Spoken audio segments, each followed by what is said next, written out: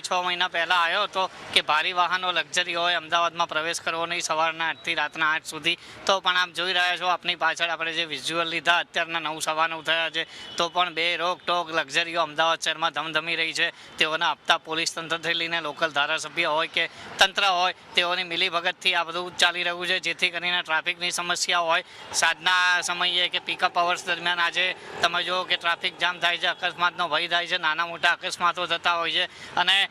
અવર જવર કરનારા નોકરિયાઓને પણ આજે તકલીફ પડતી હોય છે। જાણીએ છીએ પ્રમાણે અમદાવાદમાં એએમટીએસ, બીઆરટીએસ અને હવે મેટ્રો,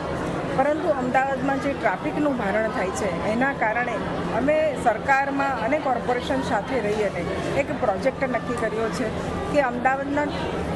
પૂરા રિંગ રોડ પર એક જે બહારથી હેવી વ્હીકલો આવે છે, એસટી બસ હોય અથવા તો લક્ઝરી હોય, એ વ્હીકલો ત્યાં જ સ્ટોપ થાય અને ત્યાંથી આપણા જે બીઆરટીએસ અથવા તો એએમટીએસ અથવા તો મેટ્રો કનેક્ટિવિટી આપી અને અંદર શહેરમાં એ વાહનો ના પ્રવેશે અને ટ્રાફિક હળવો થાય એના માટેનો અમારો પ્રયત્ન છે।